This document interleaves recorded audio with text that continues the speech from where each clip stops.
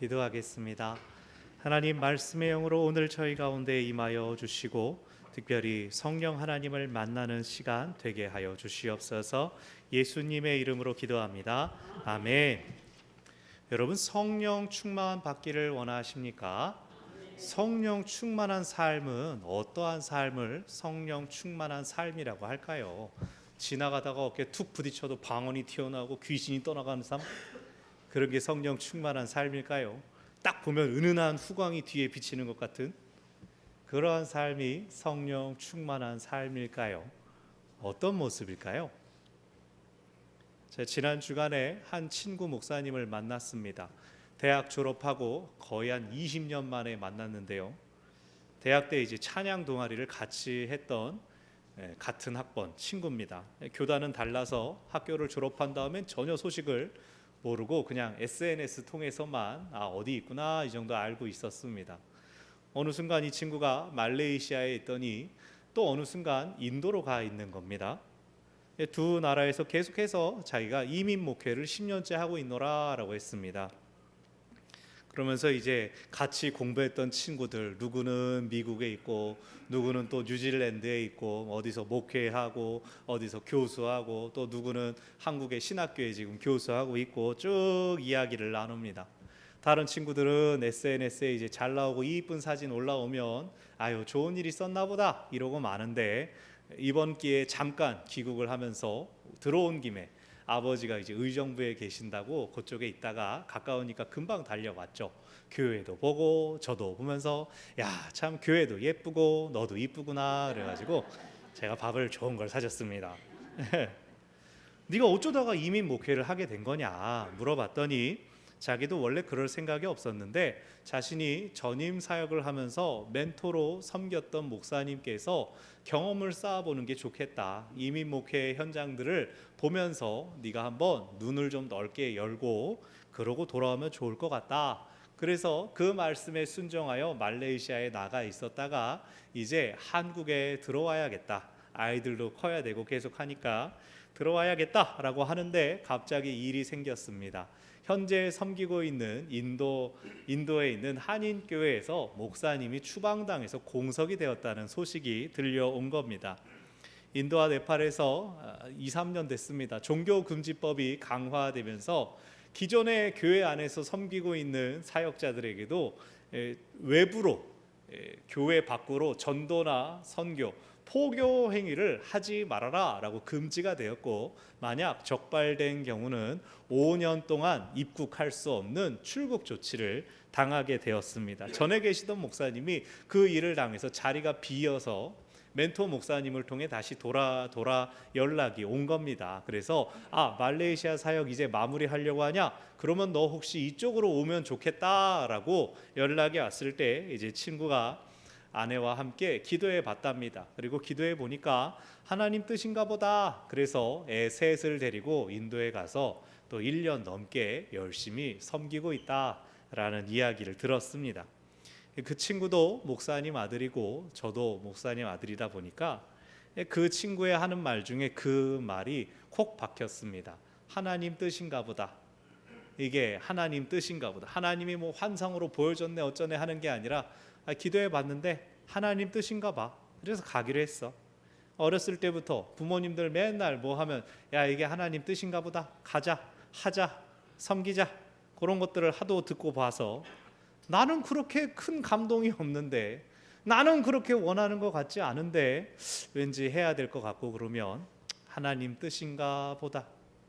저희 친구가 그 이야기를 할 때 그 모습이 얘 되게 성령 충만하네 그 느낌이 드는 겁니다.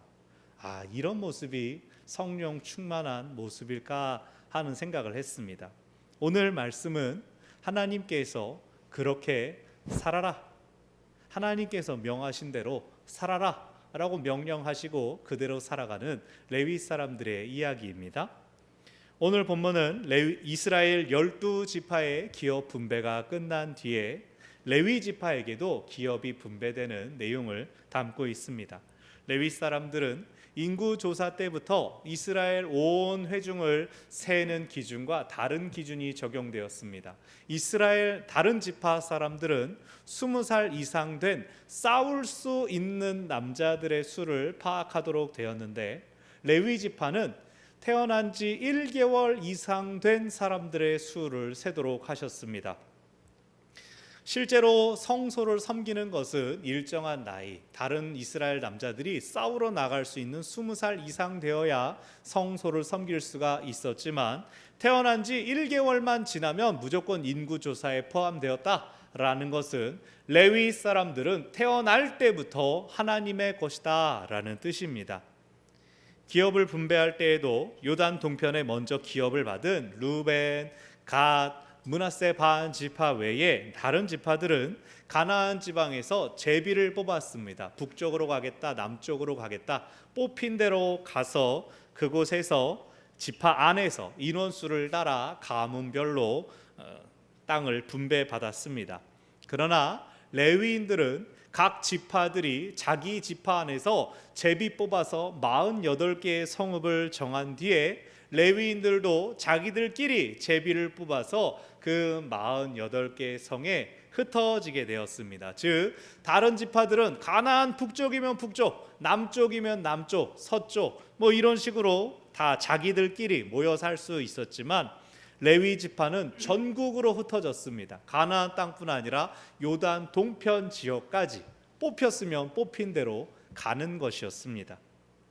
거의 각 지파마다 4개의 성읍을 레위인들에게 제공했고, 인원수가 가장 많았던 유다 지파가 8개, 가장 적었던 시므온이 1개, 베냐민이 3개였습니다. 레위인들은 전국 각 지파의 영역에 흩어져서 그들과 섞여 살면서 이스라엘 회중들에게 율법을 가르치고 하나님의 거룩하심을 드러내는 사명을 감당했습니다. 레위인들은 성소 하나님의 일만 하도록 허락되었기 때문에 농사를 짓거나 생계를 위한 다른 일들은 일절하지 않았습니다. 그들의 생계는 백성들의 11조로 공급받았습니다. 백성들이 11조를 가져올 때 때로 전리품을 가져올 때가 있습니다. 전리품이란 다 죽어서 잡아서 손질한 고기가 아니라 살아있는 양과 염소, 나귀 이런 짐승들이 있었습니다. 그들을 먹이기 위해서 성과 함께 성을 둘러싼 초장도 그들의 소유가 되었습니다. 말씀을 준비하면서 어떤 주석을 보니까 레위인에게 주기 위한 초지가 있는, 초장이 있는, 목초지가 있는 성읍은 이스라엘 지파 중에서 구별되었을 것이다. 가장 좋은 성읍들, 가장 안정적인 성읍들이 레위인에게 주어졌을 것이다 라고 쓴 주석을 봤는데, 저는 그것은 동의하지 않습니다. 그것은 이미 제비 뽑는 게 아니지 않습니까? 창세기를 보면 아브라함과 룻이 살림을 분리하기 전에 서로 양을 먹일 목초지가 부족해서 목자들끼리 싸웠다라는 이야기가 나옵니다. 싸움이 일어날 수 있는 것에 대해 하나님께서 미리 기준을 정하시는 겁니다. 레위인이 사는 성 반경 1000규빗, 약 반경 450m 되는 그 영역은 레위인들의 짐승들을 위한 곳이니 그것을 침범하지 말아라 라는 뜻이지, 사방에 풀이 다 먹일 만한 풀이 다 있는 곳을 의미하는 것은 아닙니다. 애당초 가나안 전체를 살펴볼 때 전적으로 목초지라고 불릴 만한 곳이 그렇게 많지 않습니다. 아마 어떤 레위인들은 에브라임 지파의 기업 중에 있는 이스라엘 평원, 약간 고지대에 있는 이스라엘 평원 가운데 자기 기업을 받았으면, 거기 성이 뽑혔으면 거기는 목초지가 풍성했습니다. 그러나 어떤 레위인들은 해변가에 거하는 아셀 지파의 땅에서 자기 성읍을 받기도 했습니다.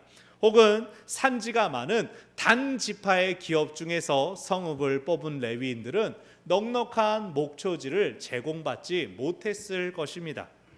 제비를 뽑았다는 건 그런 뜻입니다. 나의 의지나 바람과 상관없이 뽑힌 대로 따라가는 것입니다. 오늘처럼 도시 계획이 철저히 준비되고 개간 다 된 다음에 들어간 것도 아니고, 주요 도시들 중심으로 이스라엘이 정복 전쟁을 치른 다음에 그곳에 분배받아 들어갔기 때문에 모든 레위인들이 모든 것이 다 갖춰지고 준비된 상태에서 정착했던 것은 또 아니었습니다. 오히려 그들은 불편한 환경에도 불구하고 하나님의 일만 할 수 있다라고 하는 그 사명의 제약 때문에 주변을 바꾸고 고치고 환경을 개선해야 되는 그러한 일들은 하지 못한 채 그들에게 주어진 그 불편들을 감수해야 됐을 수도 있습니다.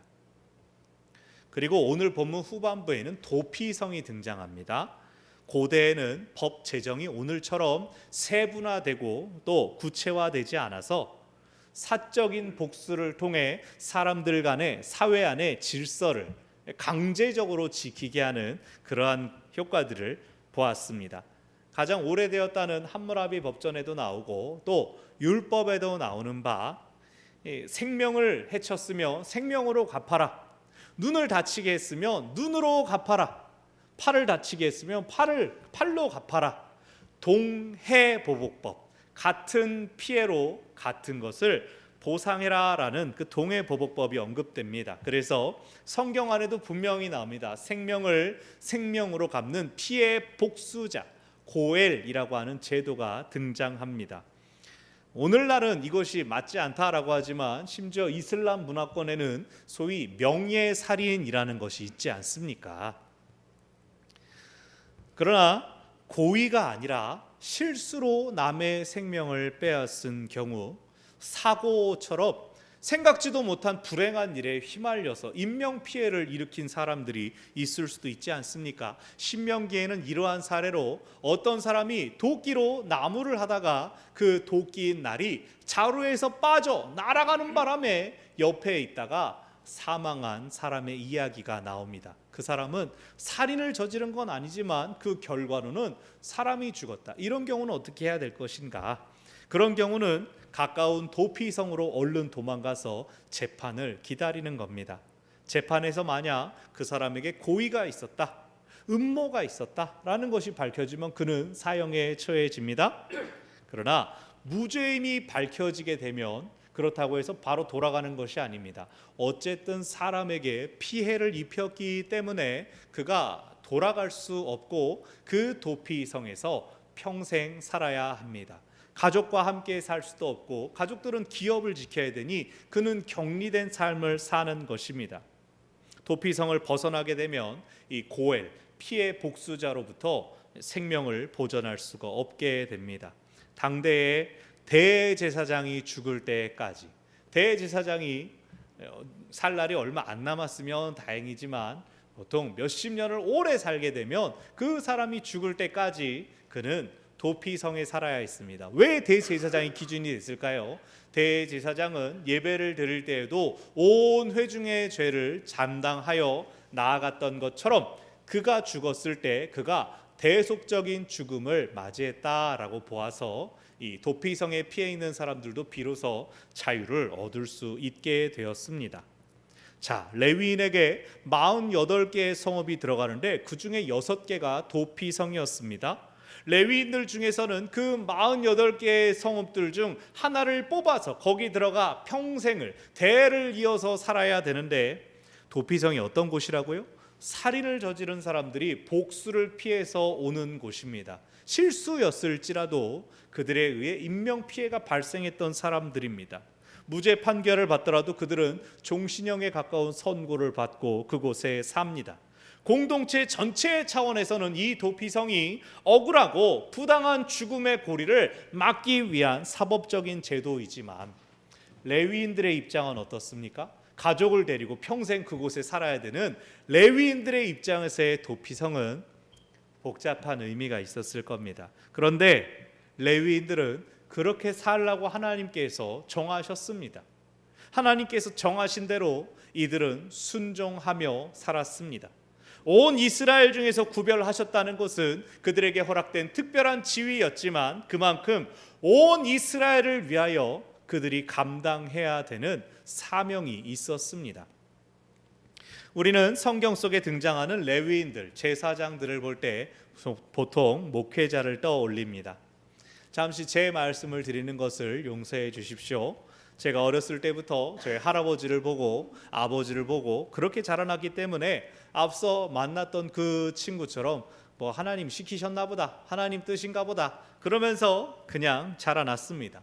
대학 때 신학과에 지원을 했는데 어떤 친구는 꿈에 하나님의 음성을 듣고 어떤 친구는 환상을 보고 어떤 친구는 특별한 소명 체험을 하고 목사가 되러 왔다는데 저는 그냥 집에서 하라는 대로 했는데요. 그냥 그렇게 면접 때 대답하니까 제가 되게 없어 보이는 겁니다. 제가 어렸을 때 아버지께서 대형교회 부목사님으로 계셨습니다. 제 딸만한 나이에 교회 사택이다, 여기가 너의 집이고 너의 방이다 라고 안내를 했는데 지하 1층에 있어서 급하게 지어올린 연립 지하 1층에서 바닥에서 물이 솔솔 올라옵니다. 우물도 아니고 집에 플라스틱 깔판 깔고 화장실 신발 신고 그러고 침대에서 그렇게 살았습니다. 아니면 이사를 한다, 야 다른 집 간단다, 이제 아버지 짬이 좀 올랐단다, 이사한단다, 다른 사택 간단다 그러면 교회에서 교육관 지으려고 사들인 낡은 연립 거기서 잠깐 살고 또 빠지고 잠깐 살고 빠지고 그 교회를 7년 동안 섬기는 동안 이사를 3번을 했습니다. 또 그 교회 갈 때까지 초등학교는 3군데를 다녔고요. 그 중요하다는 중학교 3학년이 됐을 때 여름방학에 아버지가 지방에 부임하시면서 거기를 다 따라갔죠. 제 어린 시절을 부모님 따라서 그냥 그렇게 사는 줄로 알고 그냥 그렇게 살았습니다. 나중에야 이제 IMF 시절에 제가 고3 때 IMF 있었는데 교회가 너무 어려워져서 몇 달 동안 아버지 사례도 못 받은 것을 나중에 알았습니다. 그냥 그런 줄 알고 살았습니다. 제가 성인이 되고 제가 사역자가 된 다음에도 여러 환경에 처했습니다. 여기 직전에는 이제 강남에 있었지만 그 전에 경기도에 있으면서 임대 아파트에 들어가 살고 있었습니다. 신혼 때 월 200도 못 받으면서 14평짜리 아파트에서 전임 사역을 시작했습니다. 뭐 우리 교회처럼 사택 다 챙겨주는 교회가 뭐 옛날에도 흔하진 않았으니까요. 근데 사기꾼들이 그 집을 매입해가지고 막 전세 계약서를 월세로 위조하고 막 근저당 잡고 난리가 났던 겁니다. 그래서 그 집을 어쨌든 그 전세금을 보전하기 위해서 강제 경매를 신청하고 법원을 몇 번이고 드나드는 그런 것들을 했습니다. 막 제 아내는 이제 둘째를 임신한 상태에서 부동산을 찾아다니면서 막 사람을 찾고 그 속 시끄럽고 복잡했을 때에 예비 한참 후순이었던 이 임대 아파트가 신축 임대 아파트 방 3개짜리가 당첨이 된 겁니다. 처음에 애게 그랬죠, 임대 아파트로. 감사했죠. 고비마다 교회에서 다 돕지 못할 때조차 하나님께서 도우시고 문제를 넘어가게 하시는 것들을 제가 경험했습니다. 근데 그럴 때마다 제가 아내한테 말했습니다. 아내도 물론 외가 쪽에 많은 목사님들이 계셔서 보고 들은 것이 예사롭지 않았지만 여보, 우리 기도해야 돼. 다음에도 이런 일 없을 거야. 이건 우리가 경험할 수 있는 가장 좋은 순간일 거야. 우리는 항상 더 어려울 것을 생각해야 돼. 그냥 지금 제일 좋은 줄로 알고 감사해, 감사해. 늘 이렇게 말했는데 그 다음 부임지가 이제 강남이 된 거죠. 그래서 여보, 내가 그때 말 그렇게 했지만 다음은 진짜 어디를 가든지 우린 되게 어려워질 거야. 우리 그때를 준비해야 돼. 그냥 지금 제일 좋을 때인 줄 알고 그거 누리자. 감사하자. 그런데 지금 사는 사택이 제 평생 살았던 중 가장 넓은 집이 될 줄은 저는 몰랐던 거죠. 이전에 살았던 것보다 더 넓은 평수에서 이렇게 좋은 데에서 애들 학교 바로 코앞이고 동네 조용하고 무엇보다 우리 교회 100원 제일 교회. 하나님께서 왜 나한테 이렇게 복의 복을 더하시는가 담임 가게 됐습니다. 교수님들이나 막 주변 선배 목사님들이 그래? 그러면서 불쌍하게 보는데 막 속으로 이걸 말을 해 말어 막 자랑을 해도 막 진짜인지 아닌지도 모르겠고 남들은 그렇게 보는데 저는 고민이 되는 겁니다. 특별히 오늘 본문 말씀 묵상하다 보니까 왜 내 사면에는 복초지가 이렇게 넓게 펼쳐져 있는가. 말씀 준비하면서 사방 1000규빗이 어느 정도인가 이제 지도를 열어놓고 재본 거죠. 저 동쪽으로는 럭키마트, 선덕 사거리 좀 못 가서, 동쪽으로는 우이 그린빌, 북쪽으로는 신동아 3단지, 남쪽으로는 쌍문 근린공원. 이거 뭐 속된 말로 양반 풀반, 진짜 사람들 이만큼 살고 나도 나머지 절반은 그냥 진짜 숲과 공원이 펼쳐져 있는 세상의 이 아름다운 곳.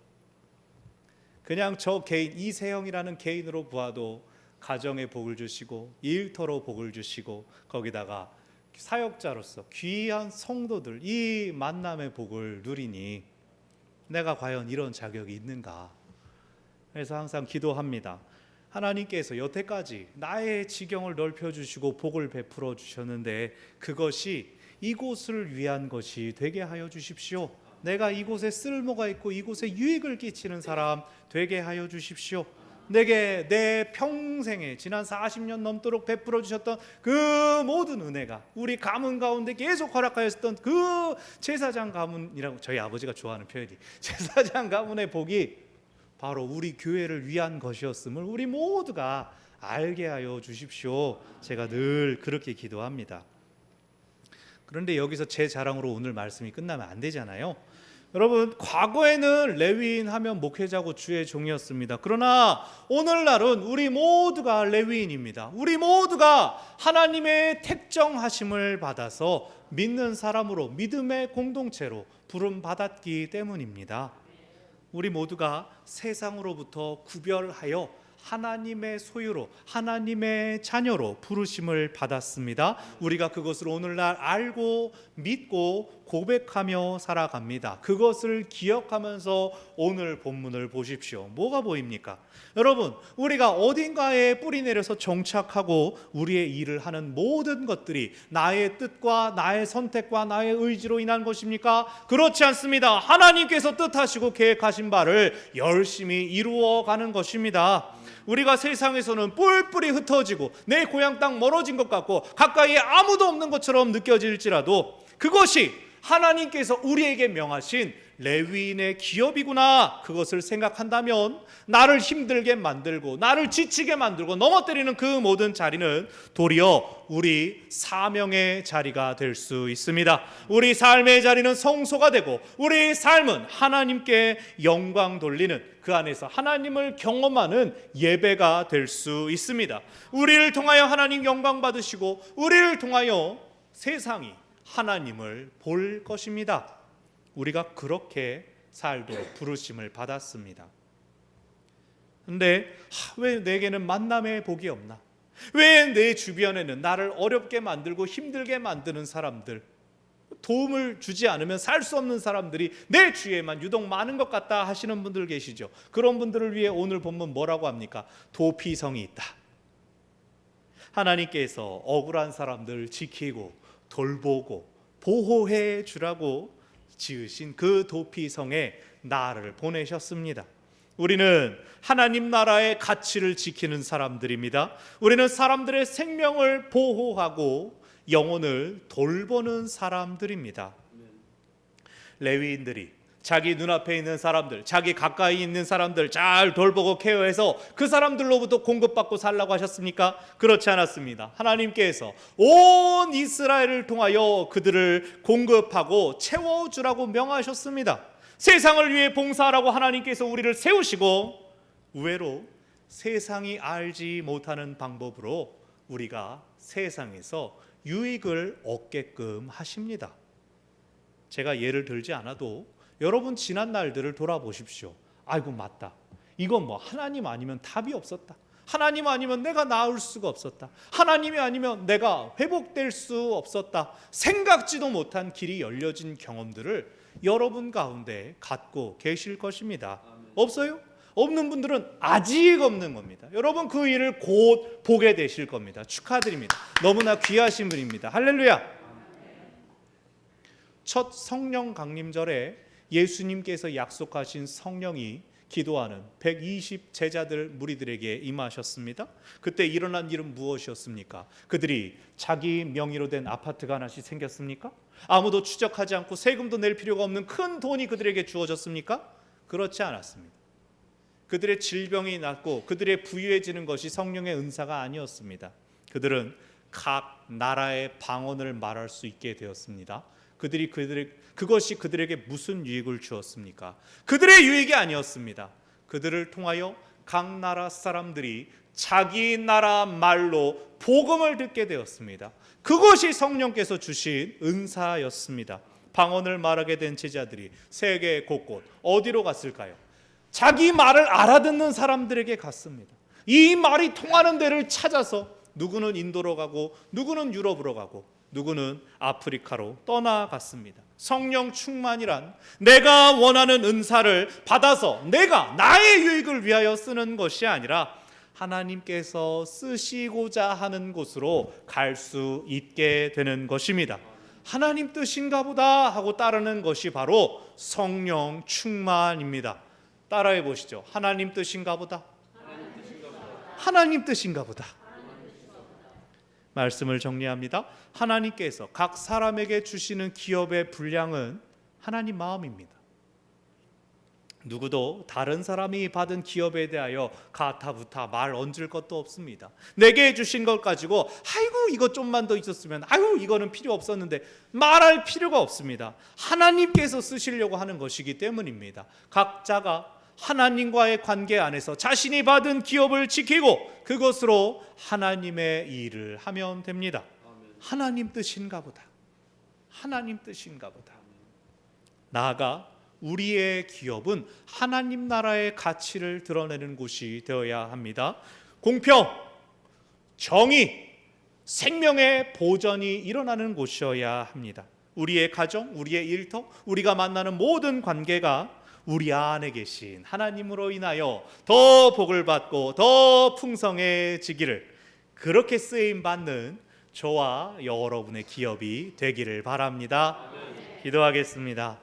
주님 고맙고 감사합니다. 저희에게 베풀어 주신 기업으로 인해 감사드립니다. 저희 마음에 저희 생각에 조금 더 있어야 될 것 같고 조금 더 채워져야 할 것 같은 그 모든 기도와 간구의 제목들, 그건 역시 하나님께서 다 들으시며 필요한 때에 필요한 방법으로 더하시기도 하고 덜하시기도 할 것을 믿습니다. 하나님 뜻인가 보다. 하나님의 뜻인가 보다. 아멘, 아멘. 하나님께서 우리에게 주시는 감동을 따라 살아가는 참으로 성령 충만한 저희들 될 수 있도록 하나님이여 은혜를 베풀어 주시옵소서. 우리 안에 믿음을 더하여 주시고 우리 각 사람을 이 세상을 위한 레위인으로 부르시는 주의 음성 듣고 순종케 하여 주시옵소서. 예수님의 이름